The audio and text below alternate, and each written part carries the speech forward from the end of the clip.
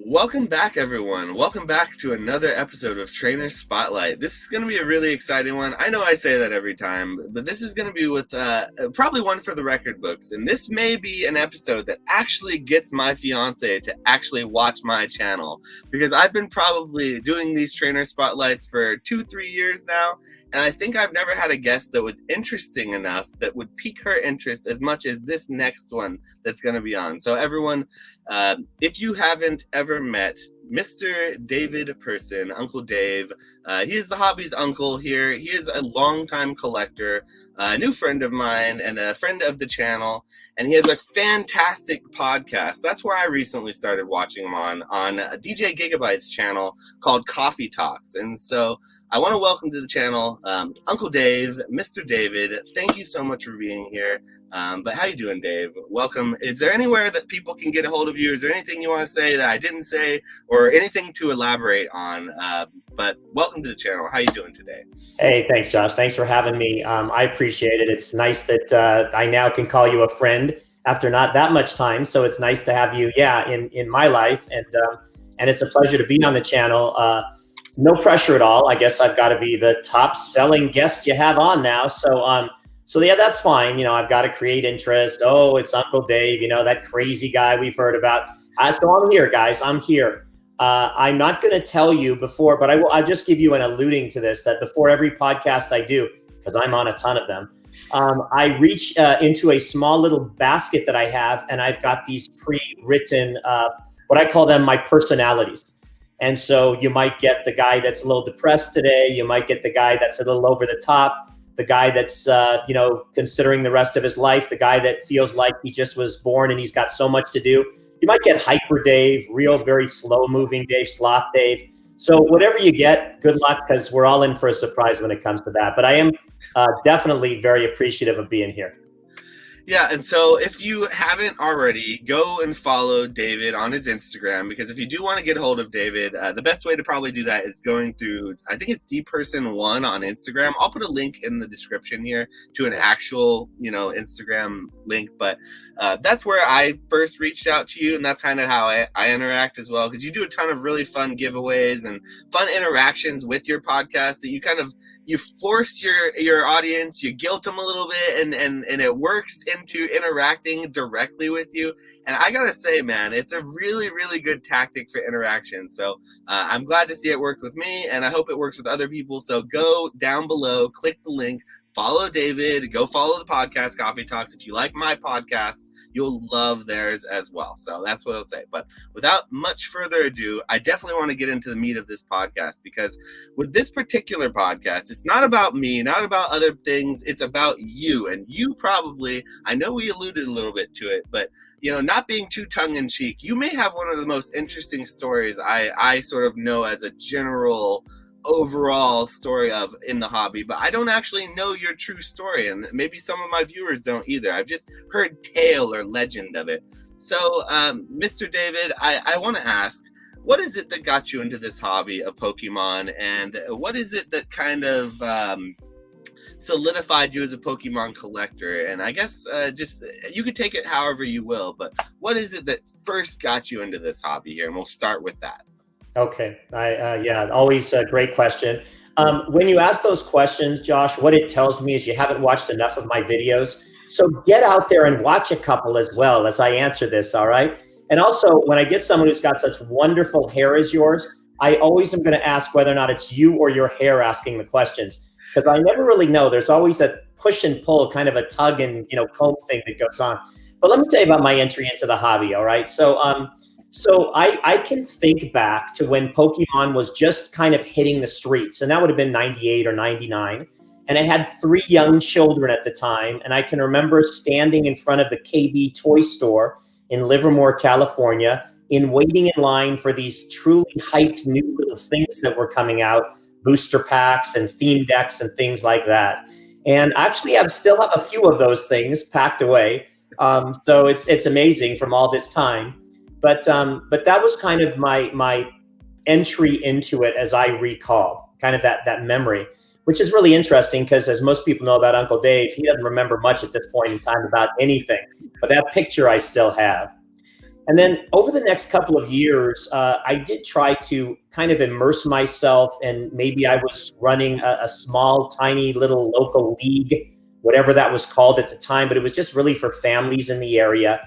And so I was able to get some Pop Series packs and things that I could distribute, and learned a little bit about playing the game, had the kids involved, but never really took on, never took the game sort of, as you know, over the next few years, kind of sort of softened.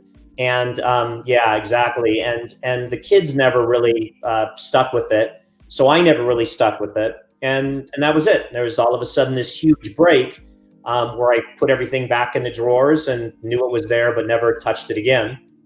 Fast forward to 2004, and for some reason, and this has to do with personality disorders, and I'm not proud of them, Josh, but I'm not afraid to admit I have them, because the first step to getting help is to admitting you have a problem.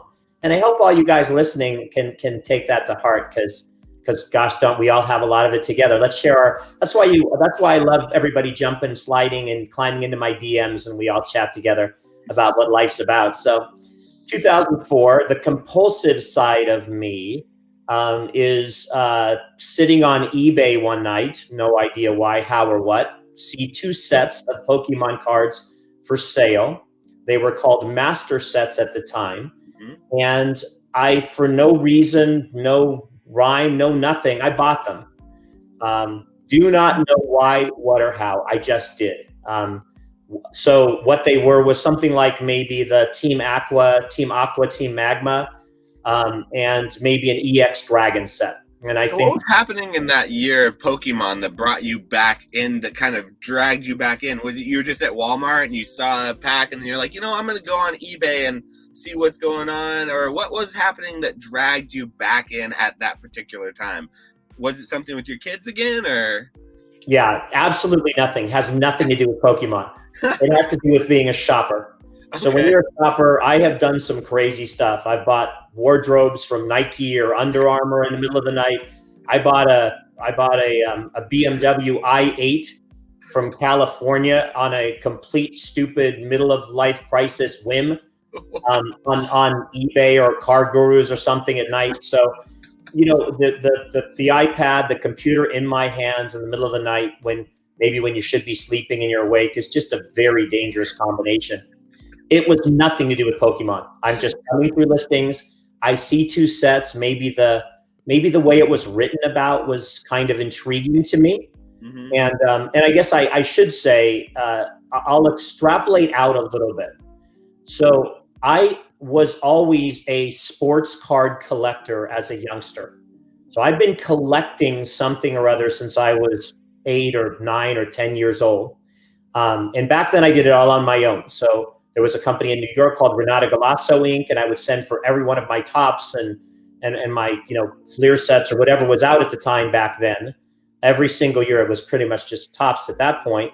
And then they would do a lot of subsets and stuff, and I would buy those. So I've always had that collector kind of gene in my blood and in my veins, and I think there's something unique about collectors in general. There is a little something different about us. Sometimes I would say we can be a little bit more quiet with ourselves at times, and introverted at times, that kind of stuff. So a true collector anyway. So I feel like a true collector you're never a true collector if everything you're buying you're super proud of right away. You have to have a little bit of shame or guilt about what you're buying, just a little bit, for the really good stuff to be a true collector. Because it's easy to love something when you have no guilt or no shame or whatever, but it's hard to love something when you're the only one loving it and you don't want to like it. So I feel like that's kind of the collector gene at work. So I really like that description of collectors, as it made me think sort of that. So you've always had that collector gene then, sort of going back to sports cards and everything. Now, when you're kids and you got into it when they were a lot younger in the 90s, late 90s, did that collector gene sort of tick on then as well? Or was it more about the league and more about the experience and the fun of the anime and the fun of the family and all that kind of thing then? And so you weren't thinking of it like a collector? Yeah, not really. I think that I was thinking about it in the late 90s as a parent. Mm-hmm. So not wanting my kids to miss out on what the latest, greatest fad of whatever was going to be out there was going to be. Mm-hmm. And again, I'm 108 years old. So, you go back to Furbies and you go back to Slinkies and you go back to all these things that, would have been collected at the time that, Cabbage Patch Dolls and Beanie Babies. So here it is. There it is. Exactly. Yeah. Yeah. I should grab mine here. I got Nibbler and Nibbly. Just a minute. I'm coming down here. All right. These are my guys. That was my entryway to my gateway drug to Pokemon were Beanie Babies and sports cards. Those two combined to intersect into trading cards with Pokemon, and it was all over from there. I didn't ever look at Beanie Babies or sports cards again after that. Yeah. So I don't know I know that there was no. I was a huge sports card collector. I had some of the most expensive sets and, 50s and 60s top sets. But I turned that into a business. And at the end of that business, which was the late 80s, there was a lot of bad actors who had entered that era. Yeah. And so I had been robbed at gunpoint, and I had been robbed through warehouses that we had, through drywall cutting, and counterfeiting was a huge thing, and resealing had become a huge thing. So I was in a position where, in fact, all the way down to steroids were a major thing for the baseball players like Barry Bonds. In that era, absolutely. That was a huge deal. You see the players look different these days. They don't even look like the same players. Yeah, that's exactly right. So I was very disconcerted with the whole thing. And so, really, it almost was the love of the collecting of that was out of it. It didn't seem that innocence was gone of my youth in the difficulties in the business side.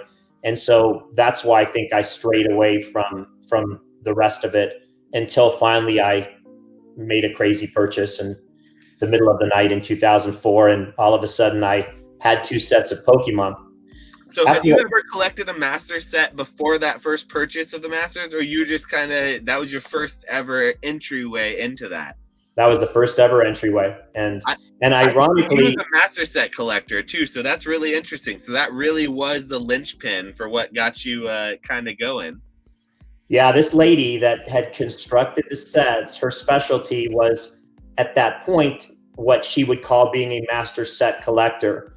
Ironically, so for those that are listening, it's really everything you can buy in the booster box that you find in a booster box to put together in the set, including all the hollows and reverse hollows and whatever else would be available, as well as things like pre-release cards, pre-release staff cards, whatever would be available. Outside of the boxes, that would be some variant of a card that was in the set. But ironically, when it all was said and done, and as I look back over all the years, even hers are not master sets, because years and years after, there's collection boxes and tins and all kinds of other things that come out, promotional types of boxes that you can get other cards from that end up going in. So it's really hard to start on day one and think you have a master set. But at the time, she was the closest you would come to being able to acquire that. Yeah, so with the master sets, then that kind of got you back into collecting something in a slightly more wholesome way, possibly, because it sounds like with the sports cards, it may have burned you a little bit as far as like with the unsavoriness that all came along with it. And then I know there's a lot of like a crash in the 90s for like the junk wax era. My father had a lot of sports cards at that time, and he lost a lot of money doing that. With a lot of other dads, I'm sure at the time, lost money in their collections, just like we see with all types of booms and busts. But specifically the sports era, I've heard of this like junk wax era.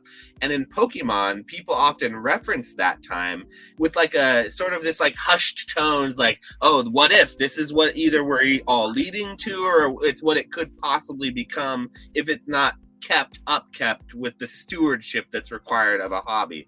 So I think those are good lessons to learn and very interesting lessons to be able to look back on. And I think it's really cool because I didn't know that you had like a sports card history. It doesn't surprise me to hear that you have a history collecting sports cards, knowing just what I know about the way you are collecting. But it is interesting to hear that you had a business surrounding it and that you specifically left that business or left that atmosphere, and now you're very much so back in the cards. But do you deal with sports anymore, or are you strictly Pokemon these days? No, purely Pokemon. No, I never went back to sports. when you talk about the junk wax, the way they reference those times, it was so interesting because everybody was trying to capitalize on the popularity of sports cards. And so you have all of these different manufacturers come out at once. So you had Fleer and you had Donruss and you had Upper Deck and you had Score and you had Sportflix, and they had never been on the scene. And I liken it to a situation when, you walk down a grocery store aisle and you're looking to buy a can of corn. Probably nobody buys cans of corns anymore. They just buy fresh corn. But assuming that you would buy something in a can, I don't know what there is in a can anymore. And there was 23 things and you're just overwhelmed by it, right? Yes, exactly. And you don't know what you want to do. So, and then coupling that with right directly after, within 2 or 3 years, the country had gone into recession in 1992 or so. There was just not the interest. And, and it's so ironic. My dad passed away a year ago, and he still got some of the stuff in the room. There's still stuff that I had given him back then, like the very first Upper Deck sets and some of those things that, my mom's like, "You want to take all this stuff?" And I'm like, Mom, I love you. It's not worth anything. And, it's just not, for all these years after, 30 years or whatever, it's not worth a darn thing. So. Yeah, my dad still texts me once in a while asking about the cards that he's got in the closet because he knows I'm into cards, and I don't have the heart to break it to him. I've tried in so many ways of saying, like, yeah, it's not probably worth what you're hoping it is these days. You stop collecting right before Kobe Bryant, right before, the big 90s basketball stars started kind of popping off, having rookie years. He stopped right before that, and there were no inserts. It was right in that. Right. So it's hard to break it to him whenever we have the conversation, but he still texts me and say, "Hey, why don't you look through some of those cards?" And I have, and let's just say it's dark in those areas. Yeah, exactly. Yeah, with Pokemon, though, I think that we can probably get past that. And I think the fact that we don't have a million different companies making, we have the one company that has a track record of doing very kind of cyclical patterns that you can follow. And it's not set in stone ever, but there are patterns to be followed with Pokemon. And there's a little bit more confidence with that. So I always think it's a fun conversation to have. Always lessons to be looked back on. But I don't think there are direct parallels with Pokemon and the sports. Just based on a lot of other things too. And I agree. Just to kind of round out what you were saying, because really in Pokemon, especially, let's just look at the English side for a minute. There's really only been very tiny offshoots, or the tops, chromes and the tops cards that came out, in that early time period as well. And Pokemon has been very tough on making sure no one else, without a very specific licensing arrangement like a McDonald's set or whatever is gonna put something out, but it's all through them. So you're right that there is not parallels, and they've done a great job of maintaining a singularity to it as they've grown the franchise and 100 other things as well. So I do agree. I think it's a whole different ballgame with Pokemon right now. If we had more time today, I'm sure we'd go into a little bit of the fact is people do worry, I think, over now about whether or not there's overprinting of the newer stuff. And can there actually be overprinting? From a collector's perspective, really not. I mean, it should be very available for collectors. So it's just a matter of when people start to distinguish, and I know we're going to talk about this later, is someone a collector, an investor, a whatever you want to put the moniker on? It does change a little bit of your strategizing, maybe in the newer era with all of the supply that's coming out.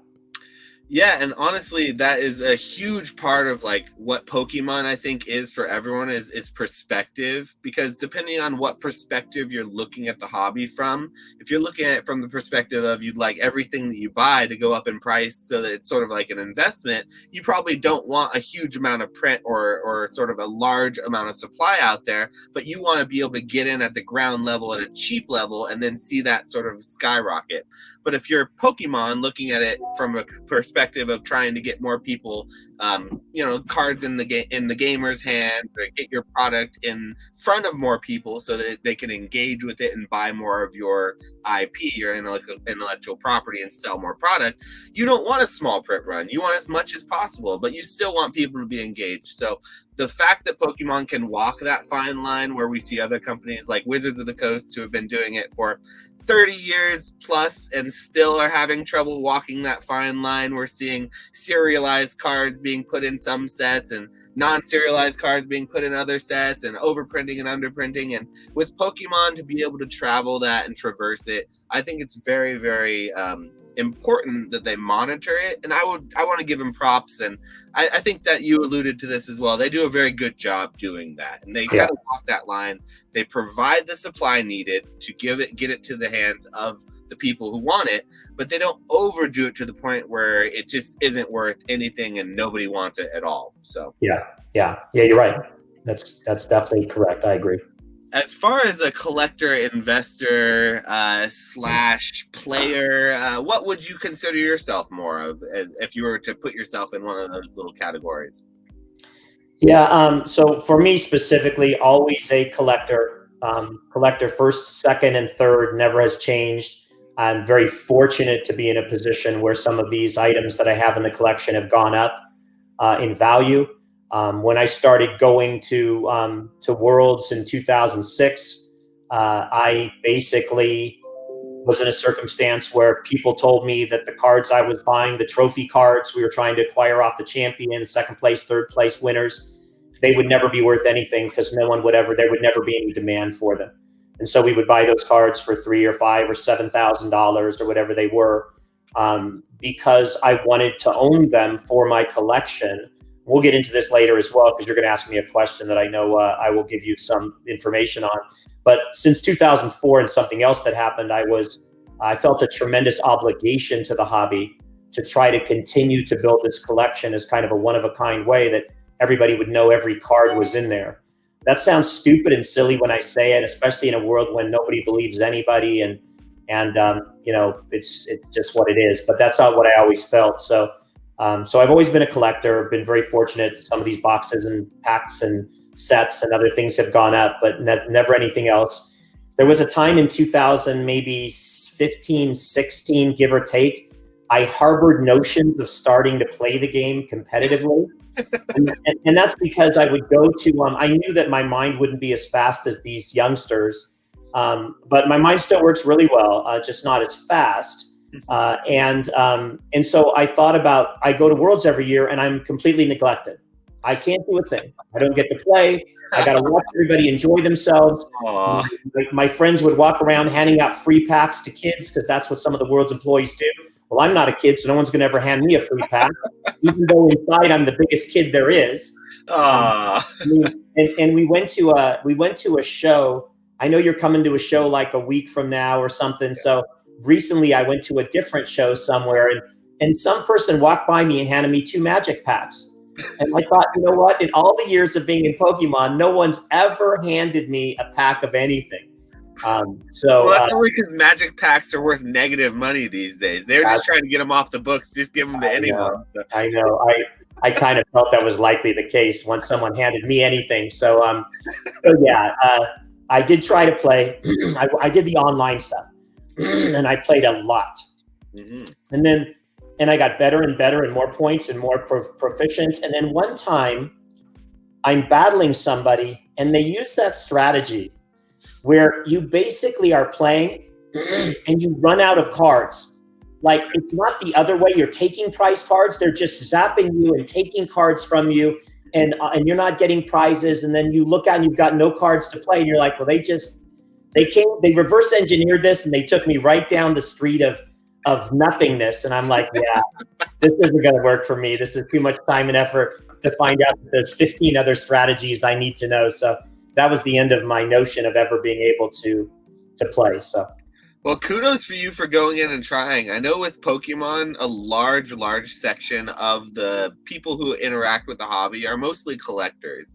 I don't know why that is, because for me, I always came at it from a player's standpoint. That was what first got me into it as a kid. I love the leagues that you sort of talked a little about. You said you ran a league. I would have been one of those kids at the league every week, racking up the points. You know, when Magic had DCI points, I loved the ability to get points after playing at your local tournament, and it translated to the competitive scene. So it always shocked me when I came back to the hobby and I learned that probably 90% of people who interact are purely collectors. But then when you talk to the kids on the playground, you trade, and you see as a player how they were trying to trade like the highest HP were like the one they would want the ones with the most HP. That would be what the other kids would try to trade for. And it'd be like, no, I want the Blastoise. I want like the Venusaur, the ones that are actually good in the game.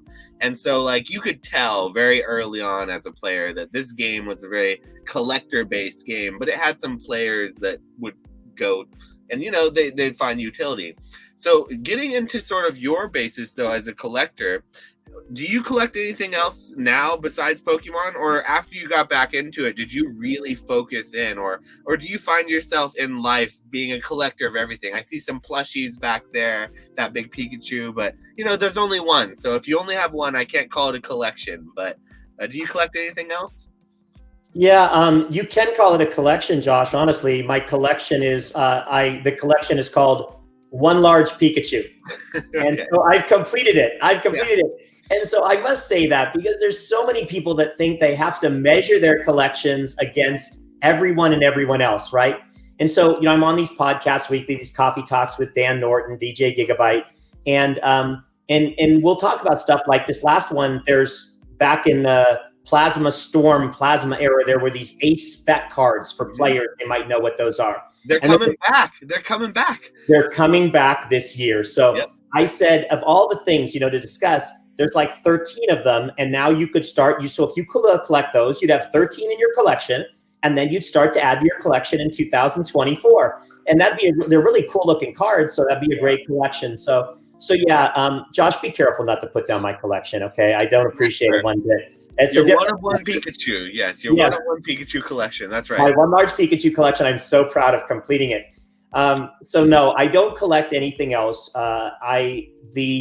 The immersion that it takes to try to chase every single, and we didn't talk about this, what I really do collect. So I like to tout myself, because I'm really big into the arrogance factor, is the number one complete. I have the number one most complete English language collection of Pokemon cards. And so that in and of itself these days with every little nuance and Battle Deck and Battle Academy set and everything having a different stamp or something on it, having to collect every Worlds cards and every finalist stamp card and every regional card. And now there's regionals across the world in Malaysia and Singapore and, Hong Kong, EN and something else I'm missing. So all of these things, the Philippines, there's so much to collect that there's really not any other time for me. The new Pokemon Post stamp box, the Pikachu, you got to get those too. Remember those variants with the stamps, the new ones. Yes. I mean, it just doesn't end, and so it really, as a collecting part of my life, what that is time-wise allotted to, it's everything and anything that I can do just to keep up there. I've always loved the Spider-Man stuff. I love Spider-Man, love Carnage, love, Venom. So my son, who's 12 now, we do all of that. I get those for him all the time. He's autistic and has ADHD, so he's got a propensity for certain things that he likes. Mm-hmm. So between that and a couple other things, I love to see him enjoy, but I don't want him to collect them. Like, I don't want him not to play with them and break them and do all the things. 18 points of articulation eventually become 2 once you break them all. So I enjoy the fact that he enjoys them and he can do that while he's young enough. And so I'm not concerned about putting that stuff away. So it's much more wholesome, it seems like, the whole collecting aspect. It seems like you said it yourself, you feel an obligation to the hobby to be able to put it all into one place and have it cohesively there, no matter how hard or how rare the cards. And so speaking on those rare and difficult cards, what was it about the Worlds cards? Because we talked a little bit about the Pokemon Worlds cards in 2004. I think you maybe said 2005 or 6 is when you started getting your first place, second place, or whatever, the trophy cards. What was it specifically that made you start thinking, no one else is doing this? And in fact, all my friends who are also doing this are telling me this is kind of a bad idea that I go and do this. But what is it that made you still think, you know what? I'm still gonna do it. You know what? Dang it, dang all those people. I'm just gonna do it. I'm gonna do it behind the scenes. I'm gonna kind of go and start acquiring these things, and then eventually it'll make sense. Or did that part, the eventually part, that didn't even factor in at that point? Yeah, it didn't factor in because remember, I wasn't doing anything for investment wise. Right. So if I was spending $3,000 or $4,000 or $5,000, that's just what I was spending, you know. And a lot of people think, oh, you know, you must have been rich, whatever. No, I was not. It's an addiction, right? I mean, it's a form of a kind of that collector gene that's inside you, and it's a little bit of an addiction. And so, you know, I don't want to give away. I probably should say something now because I know questions come later, but you'll have to just deflect and move around. So basically, what happened is when I bought those sets in 2004, and I woke up the next morning, and you talked about that little bit of guilt and shame and whatever. I went to my wife and I said, I don't blame you for leaving me, because when you find out what I did, I just spent $700 on these 2 sets. I am completely off my rocker. And I'm not afraid to say that because, like I said earlier, you have to recognize the problem. I've always had the problem. I'm just a bit crazy. So here's the deal. I wake up, I don't know what I did. And I said, what did I do? And she's like, okay, no big deal. It's whatever. You'll be fine. But all of a sudden I had opened the floodgates to Pokemon collecting. Mm-hmm. And so I started going down eBay listings and saying, I don't even know what's out there. How long has the hobby been going? Again, what sets were issued, etc. And I started looking and researching and going through and trying to figure out what I would need to now take 2 dumb, intermediate, nothing, no cohesion with anything sets and make it turn into a collection. And I realized there was about 18 other sets out there, and there was all kinds of other things. And so luckily, for some reason, I got into this when everything was as slow as it could get. It was that dead period when people weren't buying Pokemon, and there were people who were selling full sets. And I went to them and I said, look, I see you're selling a bunch of sets. Could I buy your entire collection? And that's what happened. I was able to pick up 2 or 3 complete collections at that time, which gave me all of those early sets filled in. And so that led me down the path. What I acquired at that time, which was most remarkable, and so what got me into this and what led me into this and what was the pinnacle and what was all that, I ended up buying a collection from someone who had been involved with their son, and they had played the game early, 99, 2000. And they had been very meticulous about the way they collected. I mean, right down to the fact that they would have a fire red leaf green set with not just one of the common cards, they had all 3. That's what that poster is right there. I can't point because I'm being difficult, but that's a fire red leaf green, my favorite set of all time, actually. Okay, so as an example, I get a binder and I open it up, and it's not one common card, it's all 3. It's all of the different code cards that existed that to this day a lot of people still don't know are out there. So the meticulous nature and the condition of the cards was really impeccable. And there were other things in the set that were just true treasures. There were sample cards that were very rare, and there was the Tropa Mega Battle set back from 99, 2000, which these days, you know, the last one sold for over $150,000. I think it's these days for a nice condition to be a couple $100,000. Yeah. So, you know, and all of this was contained in there. And so it had the Tropical Mega Battle in it, in that set. Wow, that's crazy. In the collection, correct. Wow. And so I mean, and even to the point where he had like everybody knows, there's the movie stamp cards from the early Black Star promos. Did he have the inverted ones as well? No, he did not have the inverted. He just had 2, 3, 4, and 5, which were the basic movie stamp promo cards. Yeah. But what he also had was the non-stamped versions. Oh, that's even better than the inverted. That's insane. Yeah, just things that you would never see. So when I got this collection and realized how special it was, that's when that obligation thing really kind of surrounded my heart. And I said, you've got something special here. Someone's done that to keep it that way. You need to keep it going. And after that, I made every mistake in the book you could make, every financial mistake.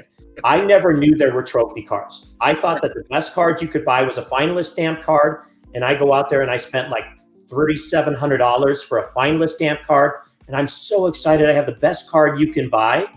And then somebody comes and says, "Would you like to, do you know there's trophy cards?" I'm like, "What?"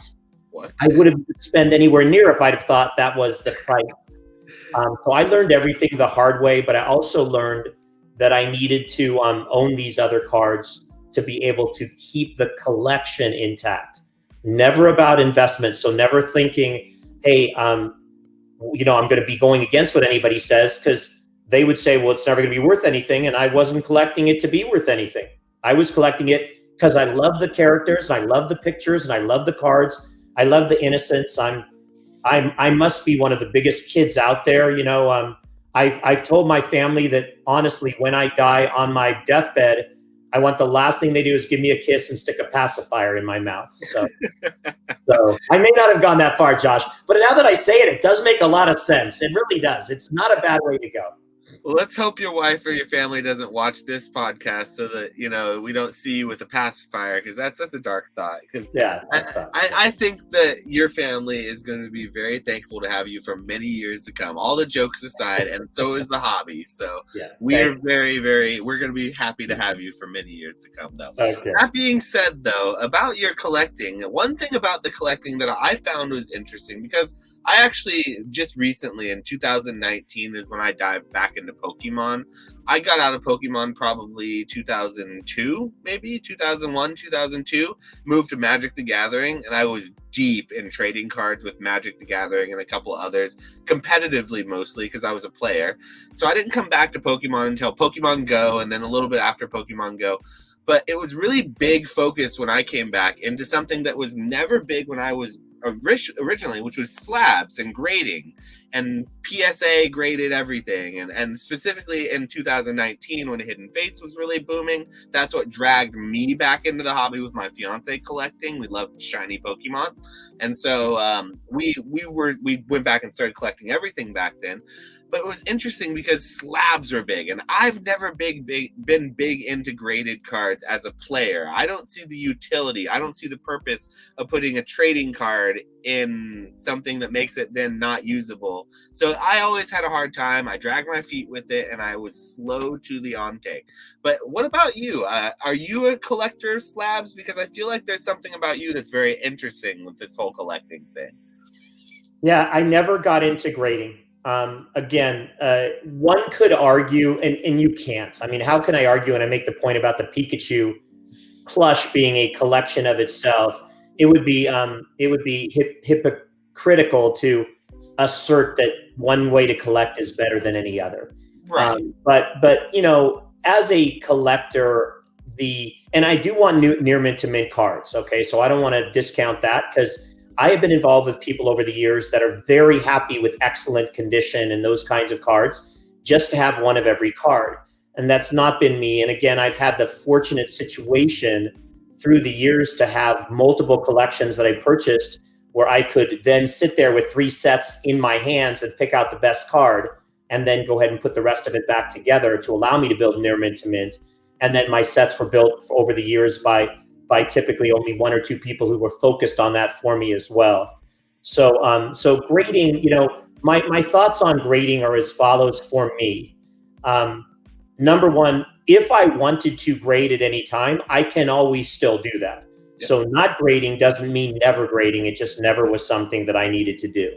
Number two, for all of the money that it would have been worth, I would rather have that money to put into the cards and be able to acquire the cards and have that budget available to do so without having it all been in money for grading. Number three, grading means storage. And, what do you grade? Just these 4 cards or these 5 cards from the set? Now, what are you going to grade? Every card from the set? You get into these cards that are nowadays in these sets with all the reverse hollows, because I collect every reverse hollow too. These are 400 and 500 card sets. So exactly. As he turns and talks about it, yes, the storage becomes immense when you think about having, I know that I've got at least, something around 30,000 cards at this point. Cleaner in a binder. Yes, cleaner in a binder. And ironically now, though, they're actually making, I saw GoFundMe or Kickstarter. I guess it's not a GoFundMe. Slab binders. Yeah, Yeah. to make the binders for the slab. So They're a little clunky, so I'll give them that. It's inventive, and I really think that that's a great step for like slab collectors to be able to display their collection and hold it. But they're a little bit clunky if you've ever actually seen one of them. yeah, and for me, I would want just a few of them because over the course of time, there's been a handful of cards I've not been able to obtain to fill a collection hold that were not slabbed. And so I guess one could say you break them open, but I'm not doing that. I guess you could send them in and maybe the company would do it for you. I don't want to risk any condition affecting, but it's just, that would be a great binder for me to have, 20 extra slabs I have sitting around kind of go in them. Lastly, when you're my age and you've done this, I've been involved in cards in some format for over 40 years, I can grade better than anybody. So I have as much confidence in a card if it's an 8, a 9, a 10, a 7, a 6.5. I know exactly what they are. So I don't want to send something away and have a 20-something, no offense to anyone that's younger, but I don't want them to, they were having a bad day with their girlfriend, and so everything they looked at was one grade down that day. It's not of interest to me to have that affected or impacted. So in the course of my collecting years, I've not graded. Now, that being said, this last year has been a crazy year where I continue to find out about things that I did not know existed. And so that has gone to base set fossil, base set disco hollows, and base set cosmos hollows. And I'm working on some fossil set cosmos hollows right now. And of course, the pre-release cards. And so you start to get into a little different situation when some of these cards need to be graded for either a deal I'm doing or authenticity purposes. And so that's just a smidge different than a card that's completely available and it's just a matter of somebody saying, is it an 8, 9, or 10? Now, would you care to elaborate a little bit on some of those? Because I think that's a really interesting conversation to have, because I have some of the same thoughts about that. Now, considering a lot of the types of cards that we're talking about, say disco foils, for example, or Cosmos Hollow, of sets that didn't traditionally have Cosmos foil hollow backgrounds, they would traditionally either come from being on a sheet, right, or a test print, or maybe they were created somehow. So if it wasn't able to be graded for some reason, if it was just in a binder, or for a little spoiler for what we'll talk about with the pre-release Raichu, for example, if it was just a raw pre-release Raichu, with the nature of how there are the existence of fakes that have been out in the past, maybe better or worse quality ones, being able to grade something is in some cases somewhat important for the sake of authenticity, like you said.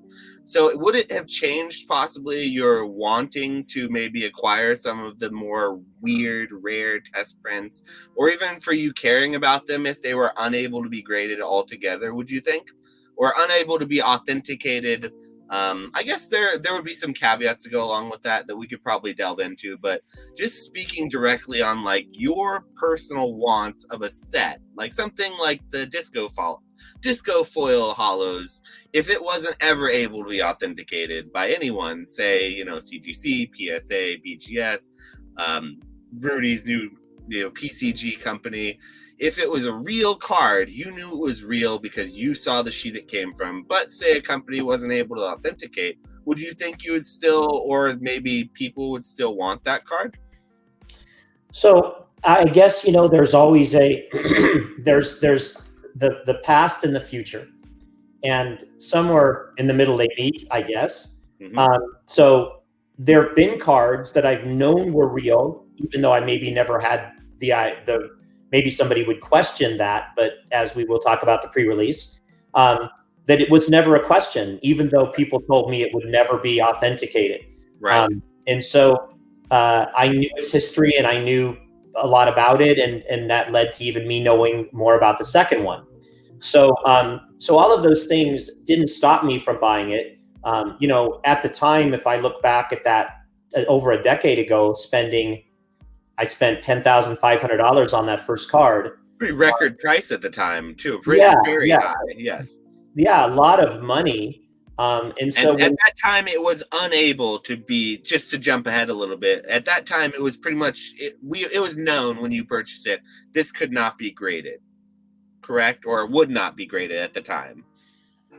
You know, I knew from the person who came to me and said that the person who'd been trying to get it graded was unable to do so. Right. I knew that was the reason it was coming back on the market. Yeah.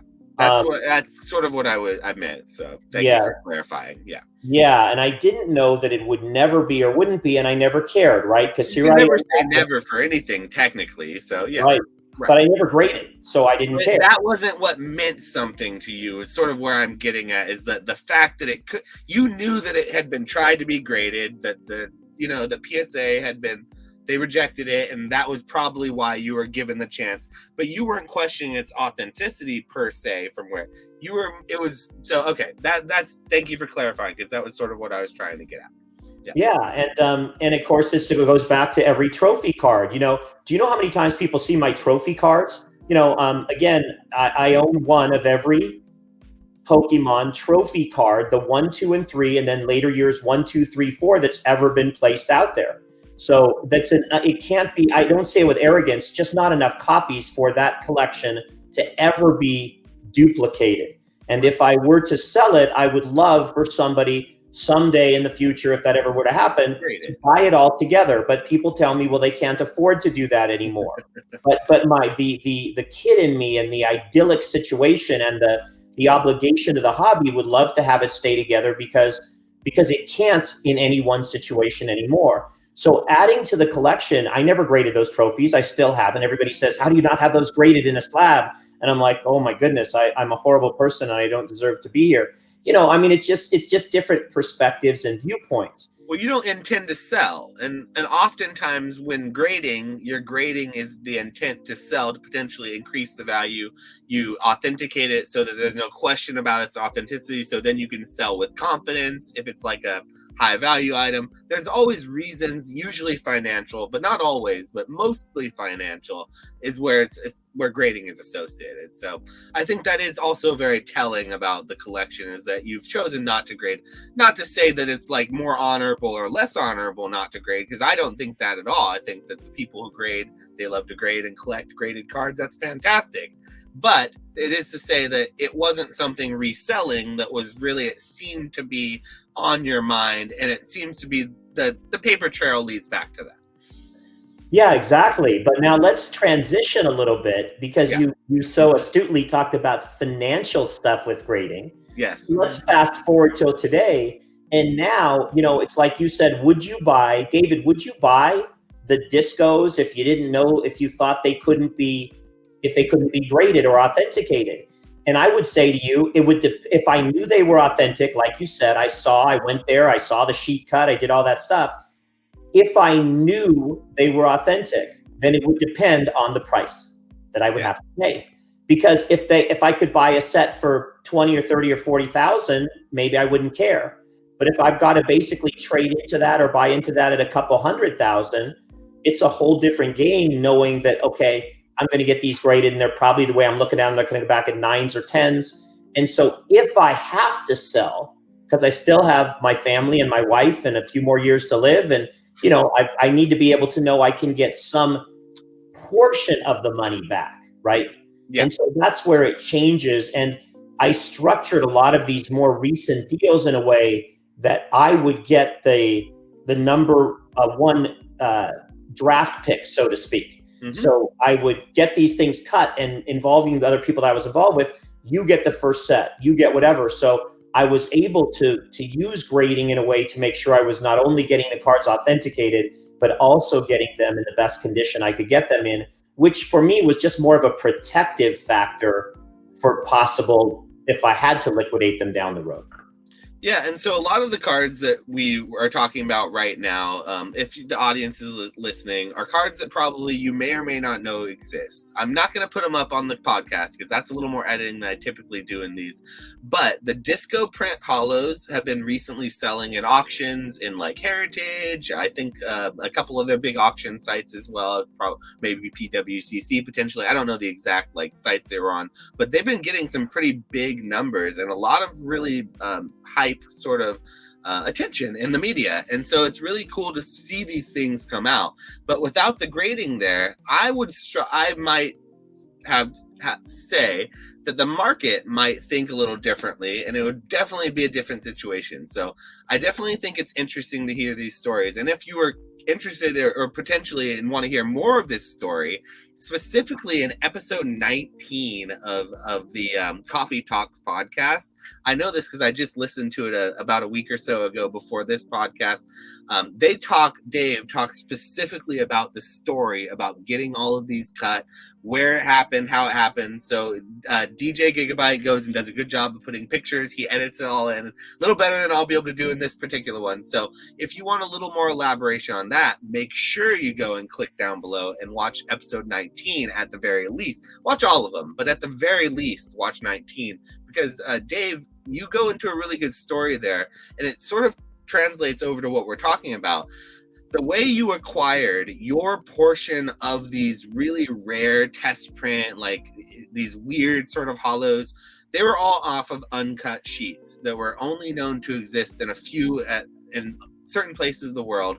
And when they were purchased or when it was around, it was even hard to authenticate because you never know what is real and what's not, especially when you're talking about things that come off the factory floor, things that weren't known to exist. So like before all this, you basically got in to this not to resell or not to make a ton of money off of it, even though it did cost a ton of money. But you were able to get your pick, like you said, of sort of the best ones in a trade sort of situation where you kind of allowed someone else to be able to just go and do all that reselling and make the money, and you got your portion of what you want. And I think that's really interesting, and it does also go to show your collector boy roots. On my podcast, we call collectors collector boys because that's just kind of how we're flippers on my podcast. I run a reselling podcast. I am a collector of experiences. I collect PSA 1s, if anything, and a little bit of sealed products. So you can see where my and I like decks that I played, but not of high value or anything. So like I'm more of a sentimental collector than I have of anything else. But collector boys definitely, they have a type, and I'm seeing that type develop here in this interview for sure. Yeah, and you know it's interesting because when I had like that the sheet I had was a, gosh, do I even know what I had? I think it was a disco sheet. I The think one I had that you're talking, it was a disco in the podcast. That was yes. Yeah. So it was a disco sheet, and I had bought it, and this was all told in the story of that podcast. But essentially, I bought it as a disco sheet because I didn't have any disco cards.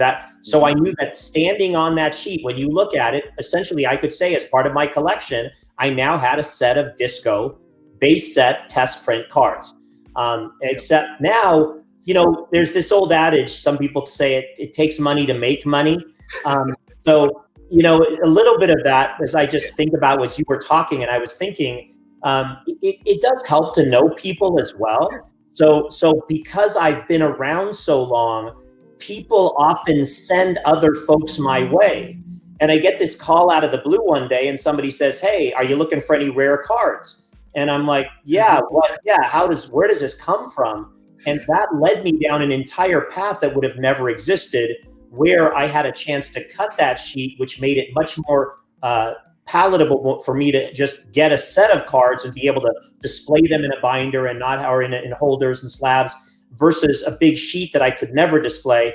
And that led to getting all of the Cosmos and other things as well. So sometimes exposure, and although, you know, I have to say that the very first of all of that was just me being lucky and seeing it on eBay and me being very aggressive and chasing it the minute I saw it. So, but then again, that came from me seeing another sheet at auction, and then going to Rusty at TCA Gaming and talking about acquiring it with him. So there is a little bit of these I say collector boys, I'm gonna call it older collector boys, the grandpa collector boys who basically sometimes will still work together to try to formulate outcomes that are beneficial as well. So, So and are you close with a lot of these? Are you close with one last Rusty thing about GTA? the grading thing, because I just think it's so interesting. You know, when you talk about grading and the need for it, especially from a financial perspective for higher end stuff and authenticity, you can do all of that, Josh, right? And you still get criticized. You Yeah. still have 10% of people or whatever in the hobby that are going to say, oh, but CGC graded it and they're not even a real company. They don't exist. They don't deserve to be there.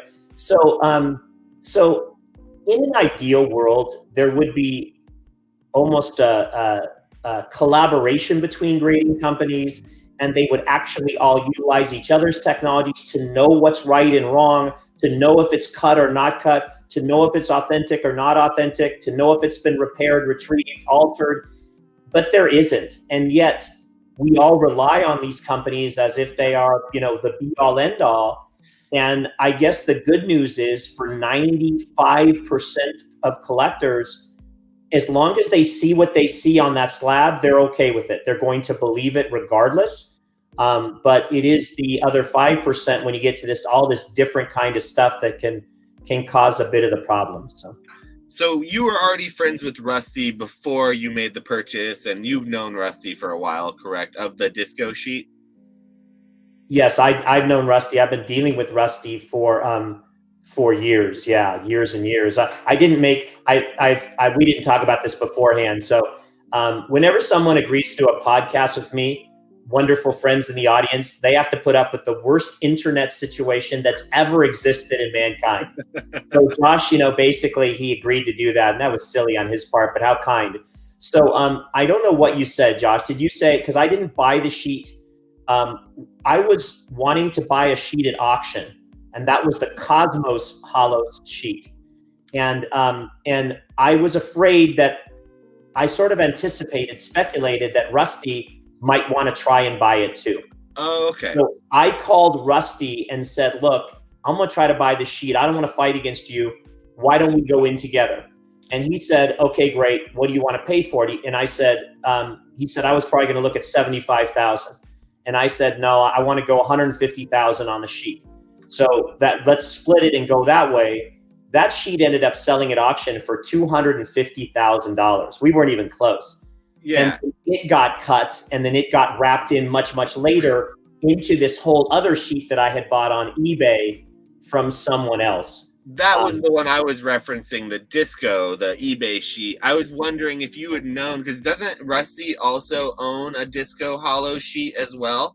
I know he owns some sheets, and I get him confused, Josh, so I don't know exactly which of them, but he might even own both in a full sheet. He does. He owns the disco hollow that's uncut, and I know this only because he's recently talked about how after seeing yours cut, he's considered thinking about cutting it and putting, because of how much money can be potentially made. Yes. But before that ever happened, those sales, they weren't ever made. For all we knew, those cards, with the market doing what it was doing, could have gone under what the cost of the sheet was. So to say that, looking back on it, hindsight's 2020, it's probably easy for a lot of the audience to look at some of the sales of some of those cards and do the math of what maybe you paid and what the individual who got the rest of the cards ended up selling those cards for, and say, oh, well, Dave may have gotten the lesser end of that deal because he didn't sell a lot and these cards went so high. But there was a world I could imagine where the cards would have went very low and where it could have maybe went more in your direction because the higher graded ones were the ones that were maybe only desirable. So I think there's something to be said in both ways for, the market and what the market does. And when you're going into these large end deals, like you sort of implied, a lot of money has to be moved around, and that's a lot of risk that's associated. So the parties involved with that much risk, involved, there's a lot much more gain to be involved as well. So it's sort of one of those risk management things. So I think it's hard to really speculate and comment too much unless you're in those parties or in those deals. But since I have you here and you were in one of those deals, just looking back on it now, hindsight being 2020, and knowing what you know about what the cards are selling for, sold, do you have the smallest little bit of regret that you didn't go all in on it on your own and just kind of sell the cards and maybe auction them and think about maybe taking the whole sheet? Or do you still feel pretty good about the whole thing? You have zero regret or anything like that? I guess I don't have a great answer. It's a great question. I definitely want to say that. I don't, so I'm not sleepless at night, right? Because of it. And that to me is really the measure of regret. The Nothing ever goes the way you plan it to be. So, I mean, I can tell you for certain, Cosmos foils are more rare than disco foils. It's not close. And I was sure the Cosmos foil set was going to be one that would be just a beauty. It would escalate up immediately. And so far, the discos are bringing all the money. Yeah. So it's just, so again, it can just be what people like and what they see in their visual aesthetic pleasure. So that hasn't panned out at all. I will tell you that from the standpoint of me being able to cut the cards, I knew that I could not do that. I was not capable. So I had already researched cutting cards. Yes. I had called, I called King Gary and he's got his own custom cards made. And I said, hey, bud, can you tell me who does that for you and stuff? And I would call those factories and they would say, look, do you understand? It's a lot of money. And if it doesn't come out perfect. So we had folks involved that had done this before and had gotten better at doing this before. And you've got some haters on the internet that say it's not okay to cut sheets and all the rest of it. But we never hid anything. The journey is out there. We said what we did. If I'm going to cut sheets, I'm not going to use the scissors because somebody thinks I should use the scissors. No. I'm going to use technology and take advantage of the fact that, there's better technology today than there was 10 years ago or whatever. And so make the cards come out to where the edges are crisp and you can get a 10 rated on those. I couldn't have done it. And I realized that Rusty's like, Rusty said to me, I wouldn't even take a shot at it.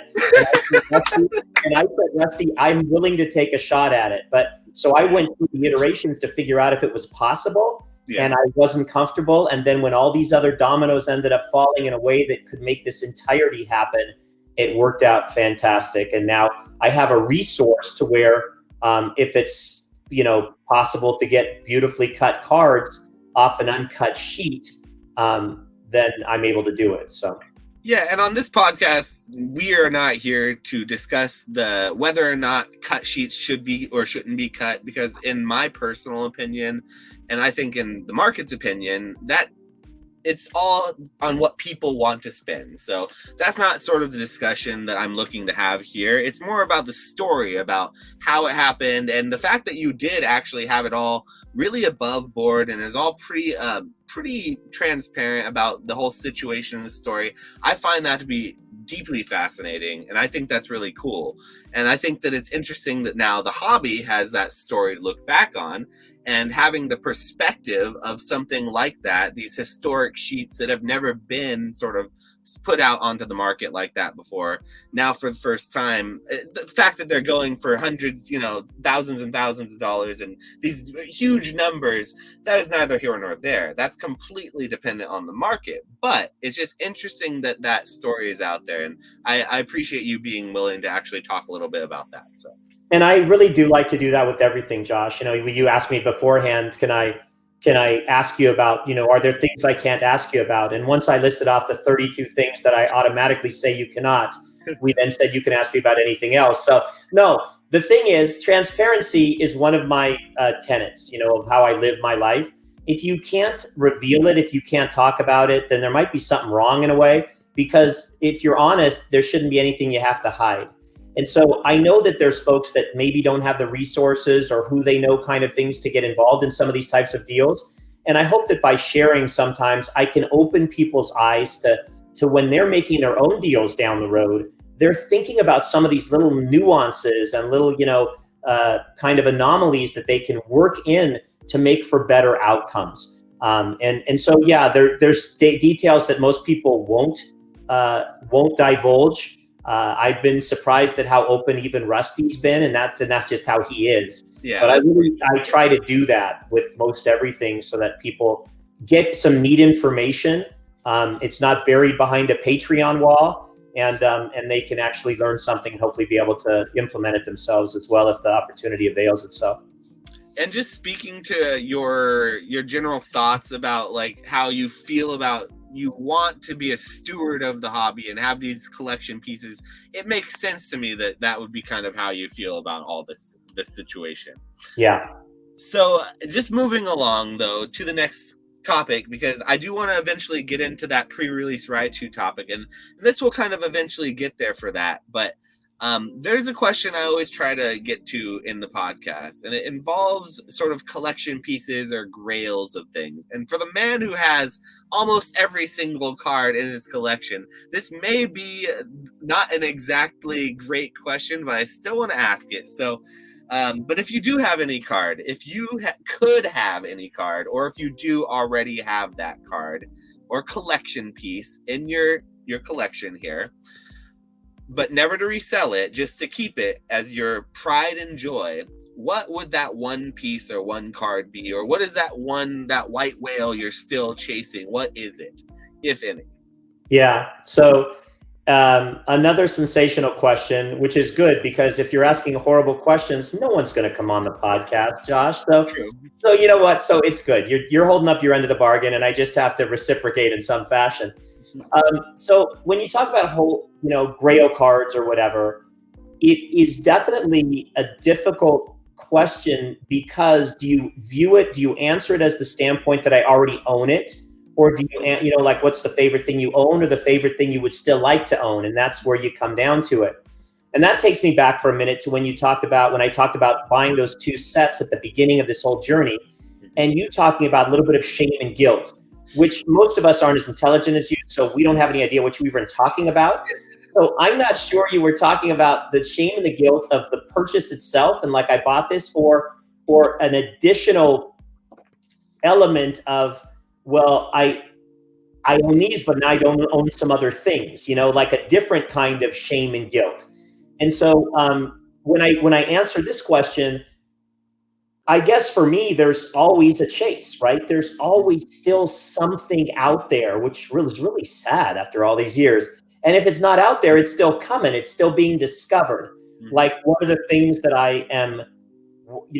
things, so this year I found out about the disco stuff and luckily put it in the Cosmos, and that for the base set. But now there's a fossil Cosmos set as well that is known, and my good friend Jembin Pokémon has them out there. Yeah.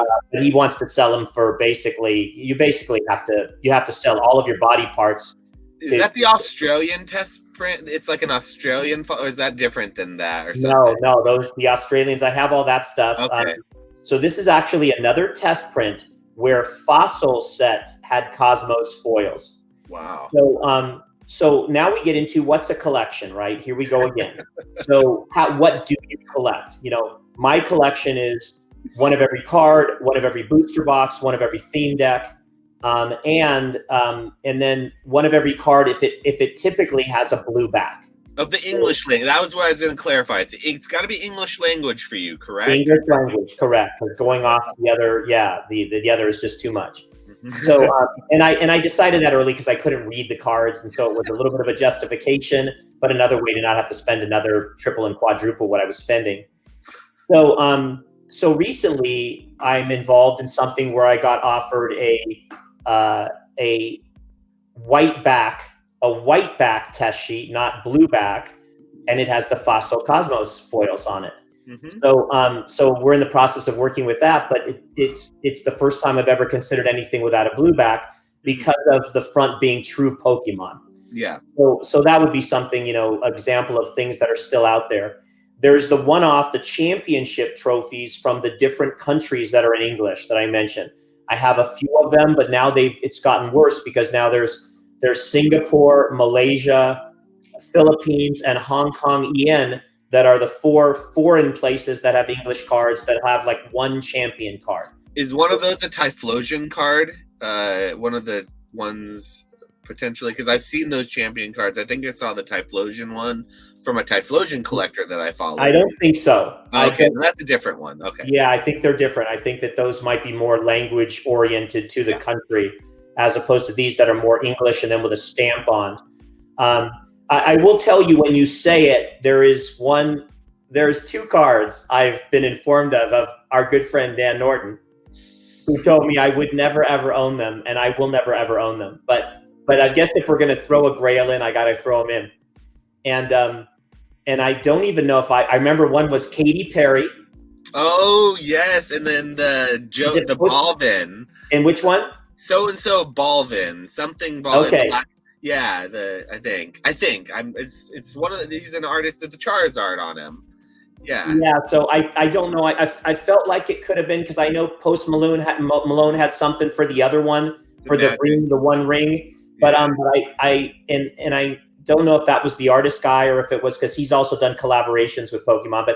But those cards are cards that, given the choice, they'd be such an amazing thing to somebody, made a big deal and they came into it, but they would go for millions of dollars and I would never own them. So it's not a great. Do you really want the Katy Perry card though, Dave? Do you actually want that Katy Perry card in your binder? Think about it. I mean, absolutely. Not only would it be a pinnacle, and we went to see her in Vegas in the show, and she's fair. Like, she was really cool. Like, we got front row seats because I got something special for my wife, and so that's different. You have a connection with her. I didn't know that. That's different. Yeah. I've never seen or heard any of her music, but I know who she is. So for me, I would just look at that card and be like, it looks like a V card, because it looks like one of those Etsy made, those custom cards you see on Etsy, basically. I know.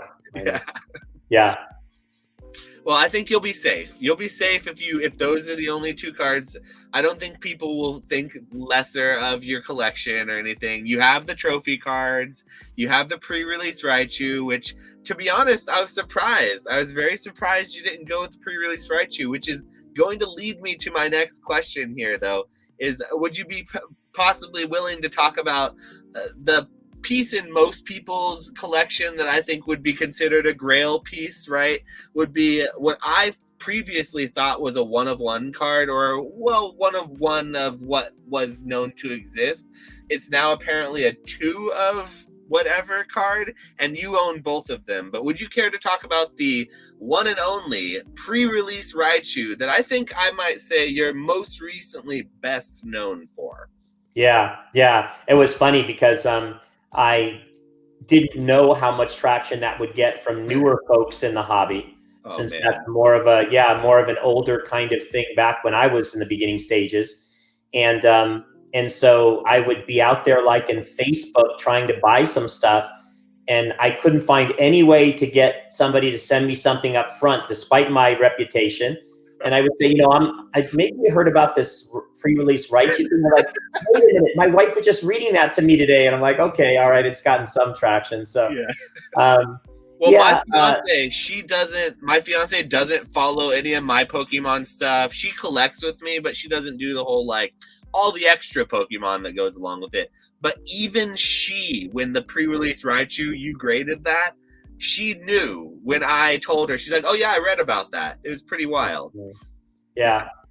It definitely got exposure. And for those of us that's been around a long time, it's really the exposure that it deserved.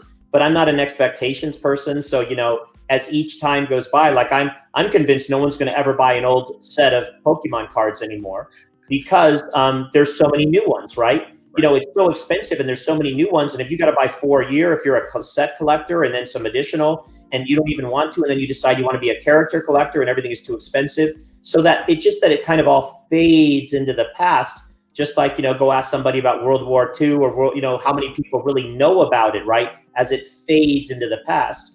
So it was kind of exciting that people did at least still know and hear about it. But yeah, the pre-release Raichu was always considered, what they would say the holy grail of card of the hobby.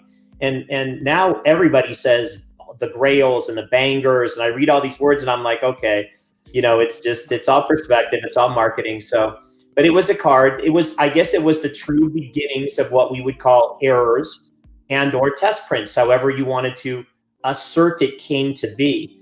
And now I'm flabbergasted at how many people love error card collecting. And I mean, it could be bigger than the actual collections if you really get down into it. The money people pay and the variance, and whether or not it's a repeatable error or a one-off error. So back then there was this concept of a card that was talked about, but had never been seen. And it was this, it was a pre-release Raichu card. And back then it was, at the same time, the pre-release Clefable cards were being printed for the Jungle set. Yeah, the Jungle set. But that could never get a true release either, typically, right? The pre-release Clefables, or it was a very limited release, because those are hard to find. But the pre-release Raichu is a whole nother ball. Like, we're talking levels of myth that you have people, pillars of the hobby of those times, arguing whether this existed or not. In fact, on this channel, in one of my first trainer spotlights, I had Joe Echo-Based Collectibles, who is an old Pokemon professor from back in the day. And he actually talked about being at a party where he saw that copy of pre-release Raichu in the binder of the gentleman who you purchased it from. So when he was off showing it around in binders at the after WotC parties, or after like Worlds and after big after parties and stuff. So that card has such a myth that it has been around, like it's been argued about, basically. So that's just to put a little more like extra clarification, because like Dave may not have been said enough about that particular aspect, but this is like the Nessie or the unicorn, or like, does it exist, doesn't exist? It always had this, is this mythos surrounding it? So I apologize, but I just want to clarify that little bit about that. No, I appreciate that. I think all clarification is good. Usually I'm just rambling and not moving towards any conclusive statement whatsoever. So thank you. Feel free to do that most of the time. That way I can talk less and just sit back and grow older. Anyways, so the thing is, what happened, right? Like, it was a card and everybody talked about it, but nobody admitted it and nobody was willing to say it, and blah, blah, blah, back and forth. And finally, through these channels of it coming out, of people that were in the know knew it existed, and they knew it was, and this is in another one of the videos that we did on Coffee Talks, the pre-release video, where I went through every detail that people have questions on about it. Also, really good episode. I'm going to link both episode 19, and I'll put that episode down below. So because we're talking so much about it, it'll be good to reference those for people who are watching. So yeah, that's great. I appreciate that. And so, but essentially, the person that acquired it, as he went through, found out after he was just looking to acquire a high-end type of card or cards. Mm-hmm. And he was led to this card. He was not looking for this card. He did not know about it. He ended up started researching it, only to find out that it was a bastion of controversy, as we're kind of alluding to here. Yeah. And so he wanted to grade it to take away that controversial element. And at the time, because it was not a standard release card, because it sort of came out as an error or as a giveaway. And in this case, the way that we see it, the way that I know it, the way that I can use the provenance to go back in history, it would be considered an error card. Was not deliberately printed for any purpose. It was inadvertently printed, and a bunch, most probably have been destroyed, if not all of them or whatever, we don't know. He went to get it authenticated several times in, it didn't work, didn't manifest. PSA said no, they weren't going to grade anything that wasn't a standard release. And so he eventually went back to the person who'd helped him acquire it and asked if she could get it sold for him. He didn't want it anymore. Well, ironically, she was the one building my master sets. He was the same person who sold me those sets back in 2004. And so she'd still been building them through the years. And she said, David, I know you're trying to collect every card. I have this card available. Would you want it? And I said, oh, heck yeah. And then we went from there as far as me being able to get it from this person who was called William, or Will.iam, not the performer. That was back there on the pro boards, or whatever they were called back in the day. So I watched that video for some reason I thought you had got it from Mike Bruiser, That for No, some reason. the card originated with Mike Boozer. That's right. And, Yeah. Okay. yeah, So and Mike Boozer was the one who would show it at the after yeah. parties. So And that Mike was Boozer was the WotC employee. right. And so she basically, Patricia, the set lady, went to Mike Boozer and said, I know you have this card. We can get you this kind of money for it or whatever. Would you be willing to sell it now? And then there were all these other bigwigs in the hobby, like Mike Martin, who was known as Professor Pop, or Pokemon Professor Pops or whatever. They then helped authenticate its origination, vouching for Mike Boozer. So it originated with him, but it came through the set lady, Patricia McCann, reselling Williams' card that he didn't want anymore. Yeah, so roughly around what year was it that you acquired it from Will.i.am, not the performer? I think it's about 2009. I always get it mixed up, and it's okay. Because the reason I get it mixed up is because I, number one, have no recollection, and number two, I went back to the boards, so I went back and built all of that history for the provenance for the people at CGC to take a look at all of it when I was putting it in to be authenticated. And I think there were several different segments where it sort of was talked about for a while, and then it shut down. Then it got talked about again. So I think 2009, but then it was probably 13 that it got talked about again, and maybe 15. So there were segments in there, but I think I acquired it in 2009.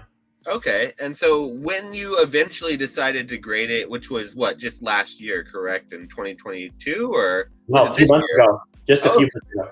So it was just 2023 then. For some reason, I thought it might have been last year and then it came out this year. Okay, cool. So it's just recently, technically. When you decided to do that, did you then kind of go personally to CGC and kind of bring it and say, hey, I have this card. I know what you're going to say, but would you, X, Y, or did you just kind of like send it or did you go to Matt Quinn, or did he maybe approach you saying, hey, Dave, we heard you have this really famous card. We want a little bit of publicity. Should we grade? How did that sort of whole interaction go? Because if you had thought that PSA wasn't graded, you're sort of a guy who's not thinking about selling really ever. You're not really, I don't know what would have maybe changed, but what made you suddenly think like, okay, let's try to see if CGC will do this now? Yeah, so these are so the detail all of this again, because so I'm going to say this in two layers because you're so kind to have me on the podcast. So I got to self market here for a second.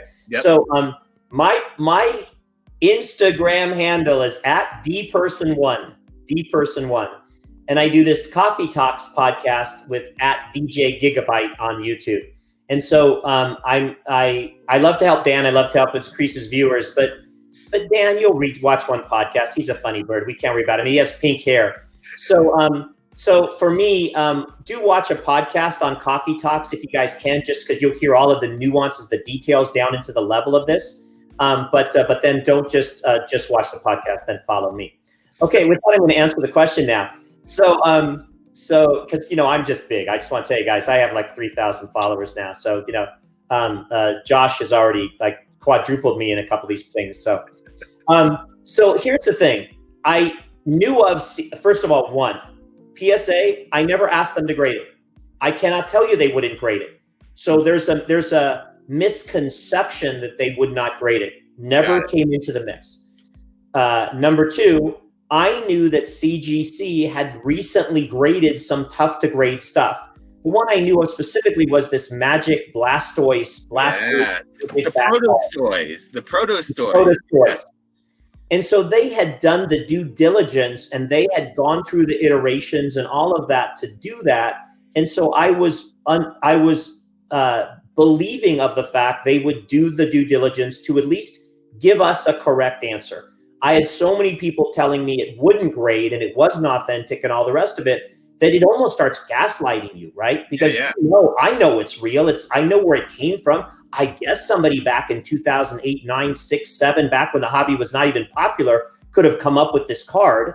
But then you start wondering, well, the cards how many cards have been referenced in the lore of Pokemon that have never come to market in any way, shape, or form? That's the bizarre nature of this card. There was never one to ever hit the market. When I got involved with a bad actor who who put it in pictures in 2015 or 16.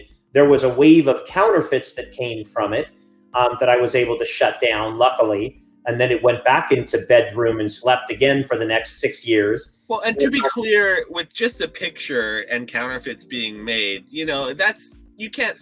There's nothing you personally can do to stop what people do with a picture that's leaked online. So, just to be clear about that, I don't think you did anything wrong by letting that leak out, or even the person letting a picture leak out. I don't think it necessarily meant it was, malicious, but it definitely bad actors came out of that, I would say, for sure.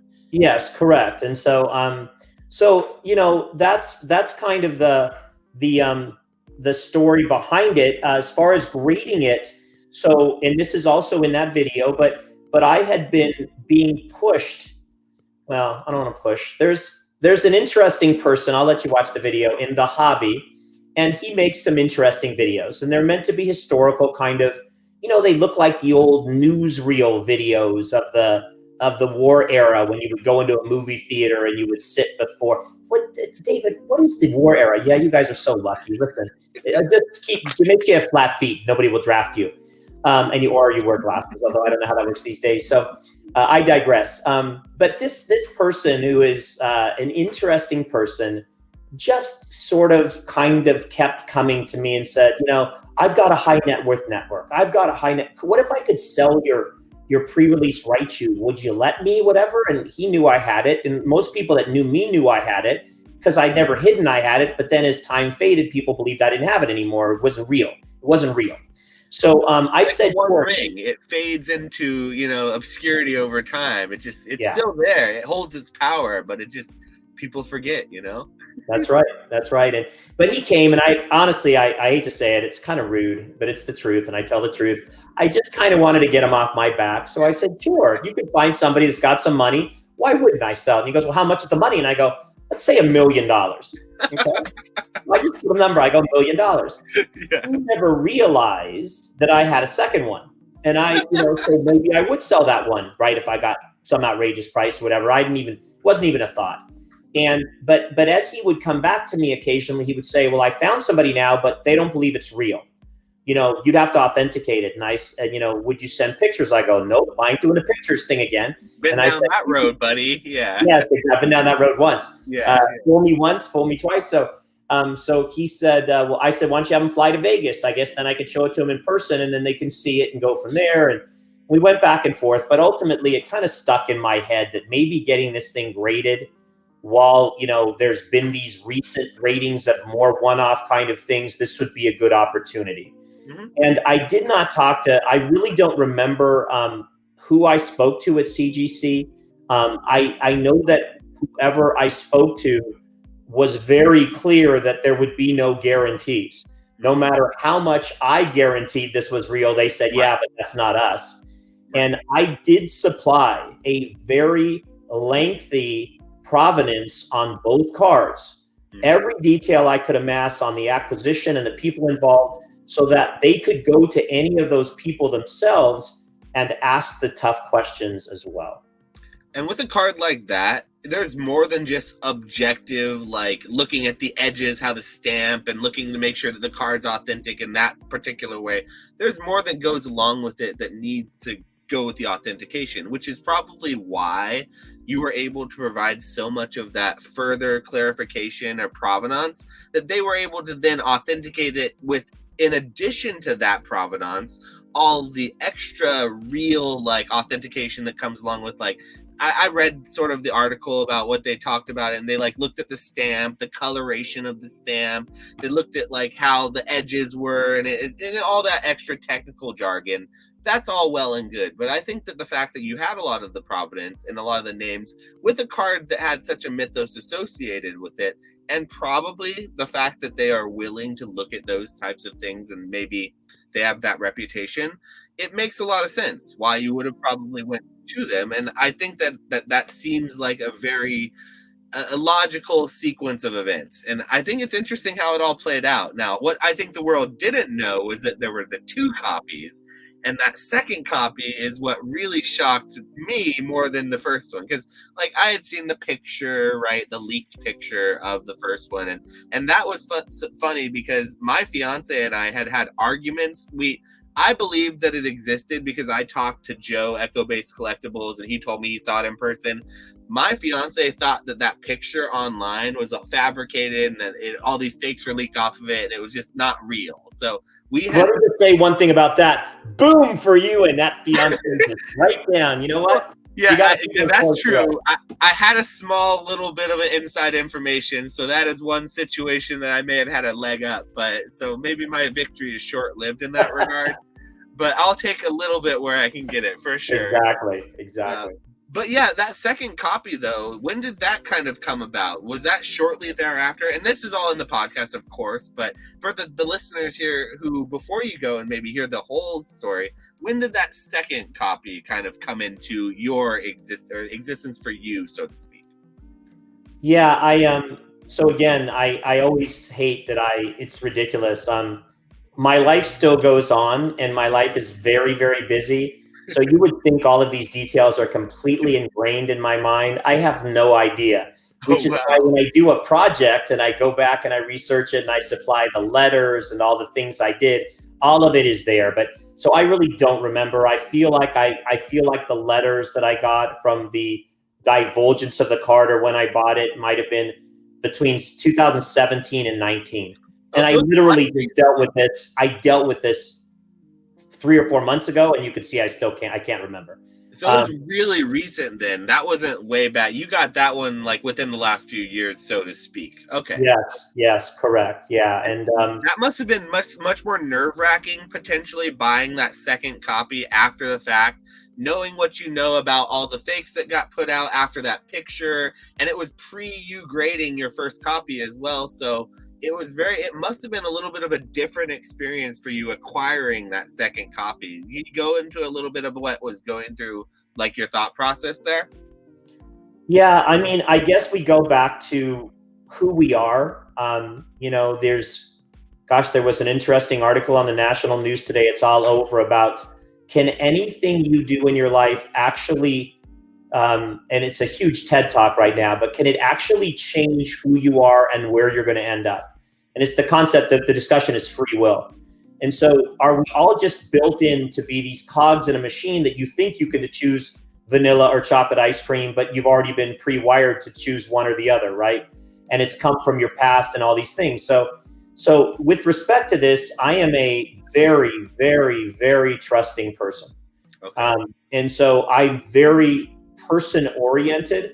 I'm very reclusive. I'm introspective. I'm not loud and boisterous. I am not a socialite. I have fun on the podcast and stuff, but I'm a to myself kind of person.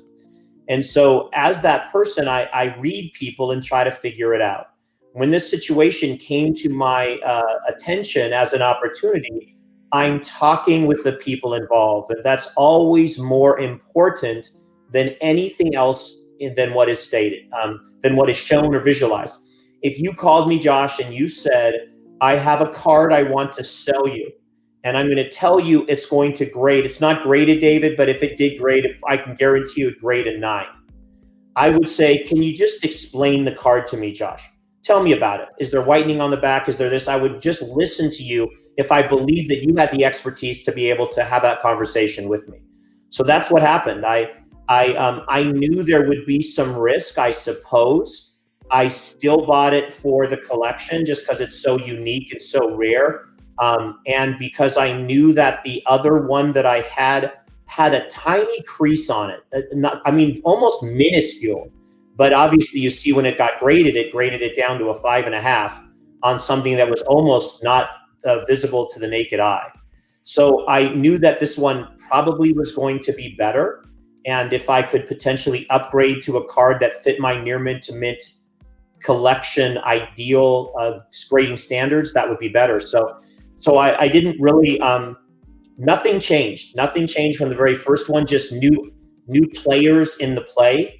and a different opportunity. And I'd assume a much different price point at that point as well. Yeah, it really wasn't. I think I said that as well. It was double. It was double the first one. That's not, and for that time period, that's really not much of a difference at all. Yeah.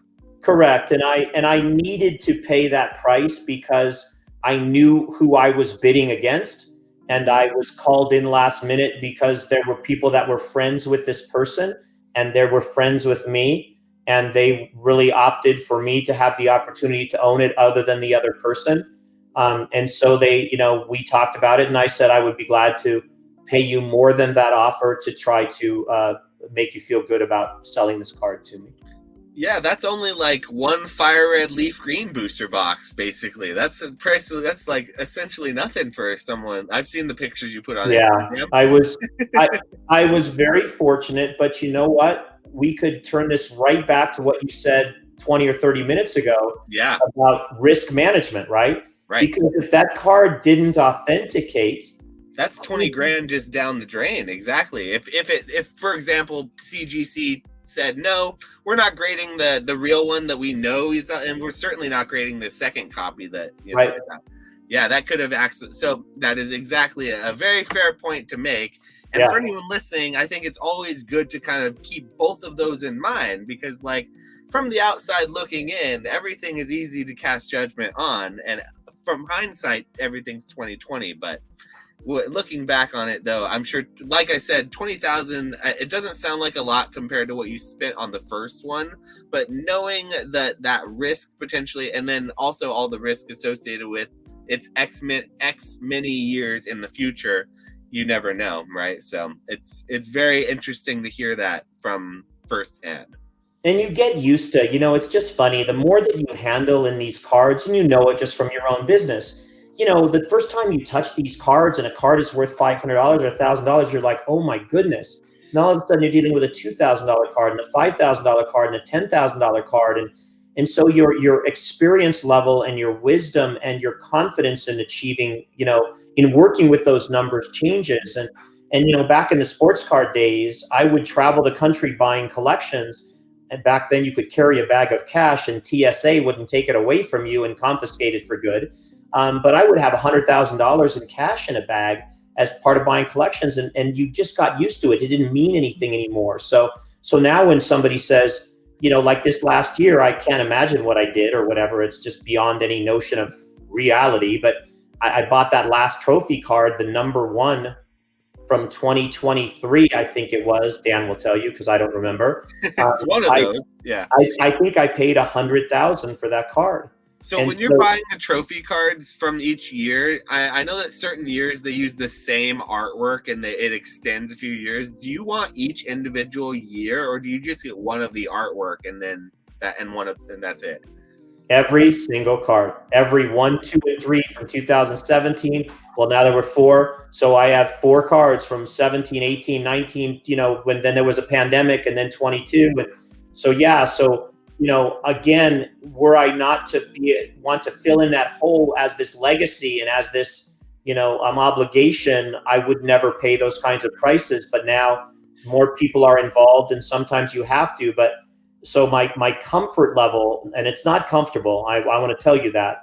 I still work for a living, and I still have kids to support, and I do not have the family trust fund. But I also have saved my life, and I've, been wise with my money. And so when you talk about it, the 20,000, a lot of money, but you're also kind of used to dealing with it at that point, because I've been dealing with it over the course of time. Yeah, it's one of those things that when I first started dealing in the hobby again, like not just as like a child with child's money, but as an adult with adult money and interacting with the hobby again, you very quickly become desensitized to larger sums of money, especially after the pandemic, because it's like, just things have changed so much since the days when you could get a base set booster box for $800, and so those days are far and long gone. But it's interesting to take note, because those lessons that we learned from those years, they stick around, and I think we're constantly learning and relearning those lessons even today still. And to me that's the definition of wisdom, right? I mean, that's what I am so different today than I was 20 years ago. And I mean, I'm a completely different person. I can sit down with confidence and have a conversation with anyone about anything. And it's not because I know more or know less. It's because I have such a trust in myself, in my ability for my mind to think out both sides and come up with not just an A and B resolution, but potentially, 26 resolutions or solutions, and then listen to what's important to the person on the other end. And you sort of are matching this all together to make a wonderful outcome for everyone. But you don't come to that without a bunch of successes and failures, tons of failures along the way that you have to, assimilate into your thinking and your processes to make sure you don't repeat them on an ongoing basis, right? I might argue you learn more from your failures than you do from any successes you ever have, because from Yeah. success, you're already good at it. So you're not really learning as much. You may just be getting a little better the more you practice it. But when you fail at something and you try again and then you eventually succeed, you're actually getting better and you get to see that firsthand. So it's very important to fail sometimes. And we on this channel are very familiar with that. And so that's your motivational talk of the day, is get out there and fail. That's, get out there and fail, folks. That being said, though, I haven't asked you anything much about the Pokemon in general, like the TCG or generations, and I do kind of like to get into that a little bit with these talks, but sort of wrapping up the pre-release Raichu sort of talk and everything, I am going to link below the two podcasts that sort of talk the most about those two situations, with both the pre-release Raichu and the test prints and stuff, so that people can kind of elaborate or further hear that elaboration on that. But that being said, do you have any last potential words on the pre-release Raichu you'd like to leave our viewers with before we move on to the rest of the Pokemon talk we're going to have? Yeah, I mean, the one thing I do want to say, just because you said something in the fact that you're linking, and thank you for linking. I do want those that might watch the podcast to understand they're in not podcast 19, but the pre-release Raichu podcast. There is some negativity in there. So, I just want to point that out. It's very different than we normally express, and it's very different than I typically am. But it just came to a point, I guess, after all this time with respect to these cards and other things that were going on, that we just felt that a few people needed to be called out. Little did we know that the drama, if Josh and I started throwing things at each other right now, this podcast would garner another 10,000 views. So drama is a great thing, which is why I watch Bachelor, Bachelorette, Bachelor in Paradise. If you want to know any of that stuff, just call me up, Survive, because I could tell. But so I want you to forgive me in advance for anything you might see where we're calling out a few people, and don't let that be a reason you don't continue to watch the podcast going forward. It's not typical. As far as the pre-release Raichu, what I'll say is, very blessed to have just had the luck. That's what it is in some of these situations, to have been in the right place at the right time. Things fall into place. You definitely have to be involved in some way to make luck happen a little bit too. There'll be some announcements on some of the, there are two, so I'll leave it at that. I only need one, so I'll leave it at that. So you'll probably hear something soon, maybe as far as more on the pre-release Raichu, but wow. but I have, certainly I am very ecstatic to be in a position where I can have one for the collection no matter what, and be really happy with that as the pinnacle of you say, the grail of the collection. So aside from grails, then, all pre-release Raichu talk aside, do you have a favorite generation or a favorite Pokemon set that you collect, or is there one that stands out to you that you like more than the rest, that are more nostalgic? So the answer to your question is, I'm gonna throw that question away and I'm gonna answer. I'm gonna pretend I'm talking to myself. I do not appreciate my cards enough. And that's the simple answer. I do not appreciate my cards enough. This is a job. This is a very difficult situation. The deals I'm involved in, this is a sad reality, but I always tell you, I tell the truth. It takes a lot of time and effort and risk and money and dealing and traveling to amass something like this. I mean, any of these podcasts, if you listen to how many steps it took to get that #1 trophy card from last year, it probably traveled through 5 or 6 different countries before it got to me, and all the negotiations. So it is exhausting. Yeah. So when you talk about the pre-release Raichu, shouldn't I appreciate it more than anything? Yes, but do I? I filled a hole in the collection, and I needed to do that, and I'm addicted and OCD to do that. On to the next. Yes, but it's on to the next, and so that's where it's unfortunate and it's disappointing, and I'm a bit disappointed in myself. But how can I beat myself up? Because truly, my goal of all this is obligation, not enjoyment. It's just how it fits me. So I really don't. I could make something up, Josh. I could say to you, I love the EX era, which I do. I just something about it, maybe because it's less printed, maybe because it's, I don't know. It definitely, I love the EX era.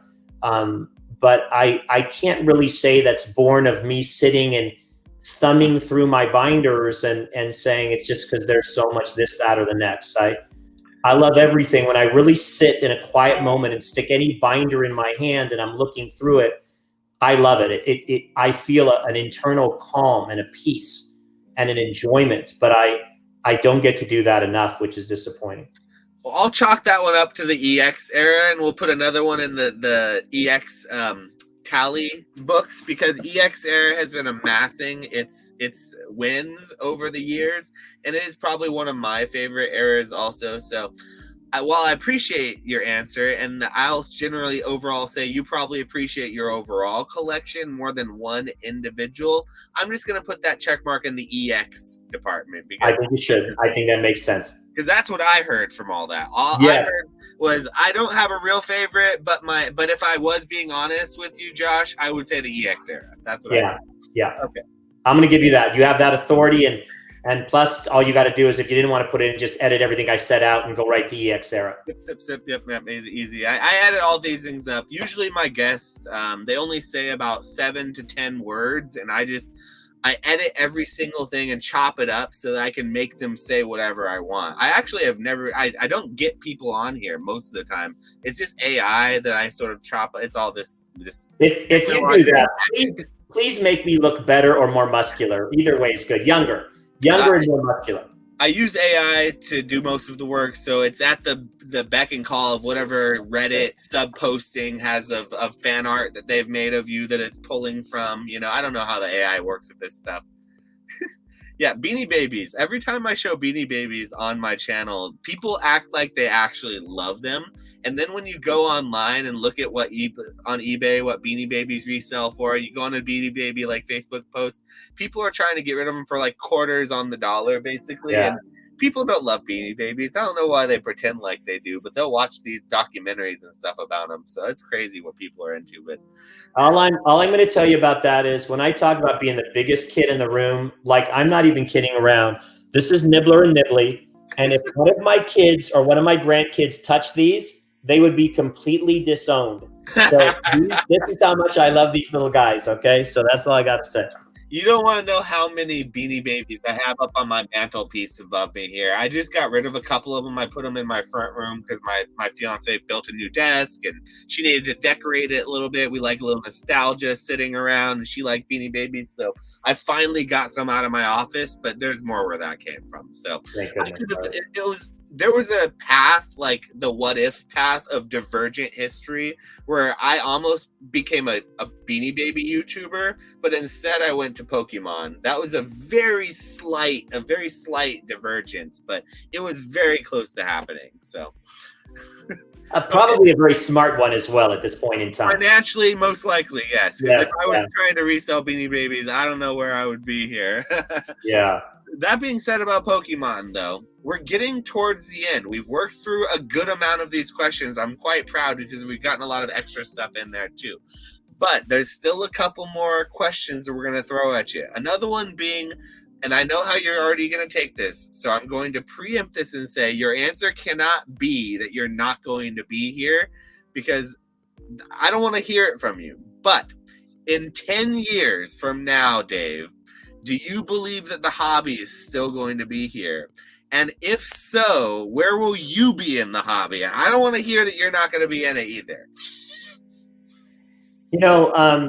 Gosh, if I could tell you how many times my clients have asked me for a crystal ball, my regular job clients, so that they could understand what their financial situations are going to look like 10 years down the road. And ironically, even with those, we have a financial planning tool that we turn to all the time to at least do some speculating and some statistical, rating. So, I don't know. I go back and forth with this a lot. The difficulty of my current circumstances is from a realistic standpoint. I say it a lot, but just because it's real and it weighs on me, is I am getting older. And every day when you read the obituaries, which unfortunately I don't read the obituaries on purpose, but I read the national news because I have to read every bit of national news because of my regular job. I see who is with us and who's not. And if somebody that's, dies suddenly at the age of 75, I'm like, guess what? That's 13 years from now. You don't know, right? You don't know what's going to happen. I do not have family members that are willing or able to take over this collection. They are not interested in doing that. So it does enter my mind a considerable amount of time of what would ultimately happen with the collection as it currently exists.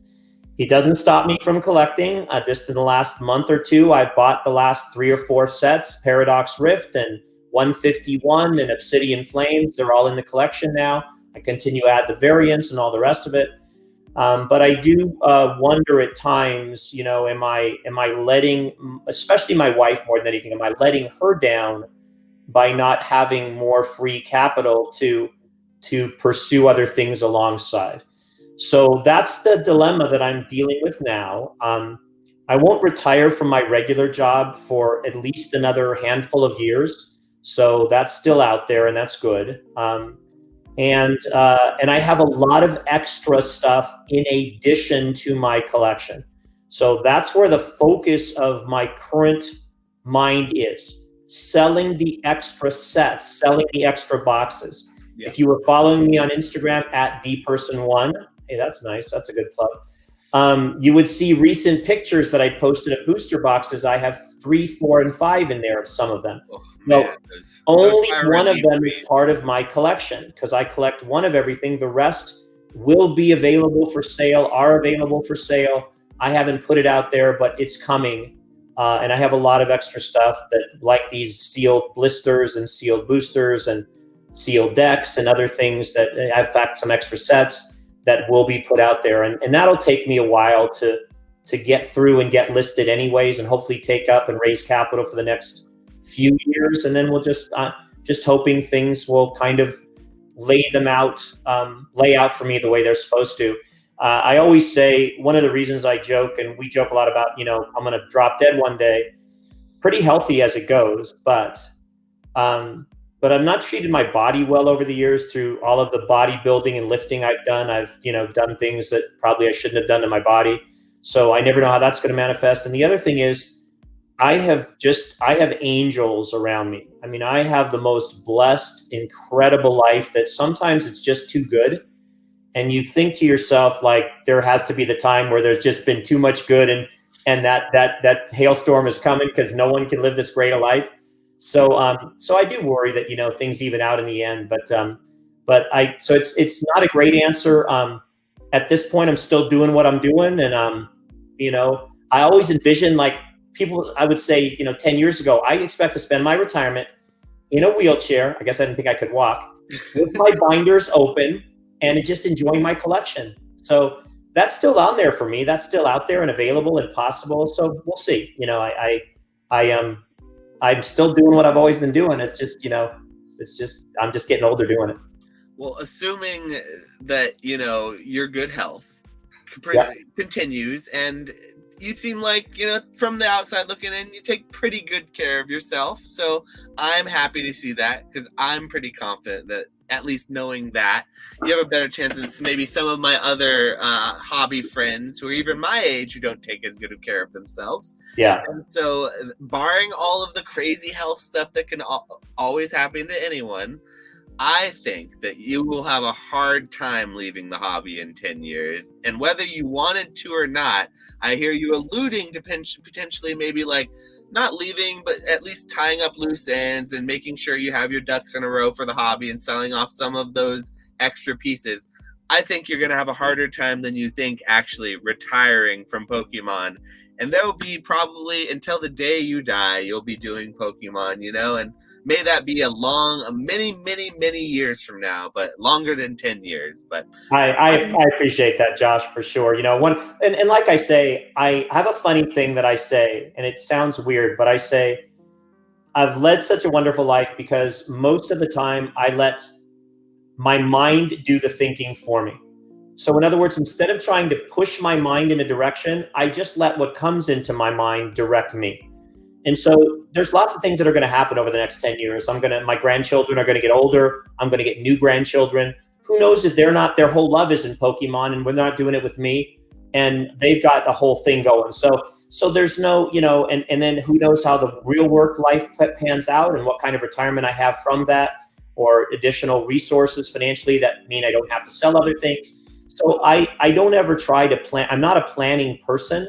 I am definitely a living person and kind of seeing how it all kind of manifests in the end. So that being said, I still see you looking at least to make more logical financial decisions with it. Seems like your day-to-day life feels like you don't seem like as much of a gambler. You buy singles, you don't open your packs to build your sets.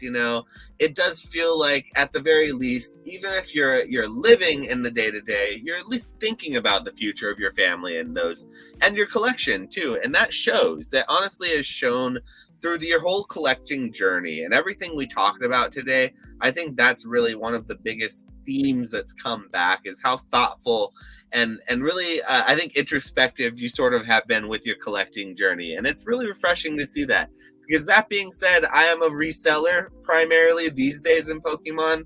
I collect a little bit, but mostly my collection is things that were like sentimental to me. I don't have like holes that I'm filling up so much.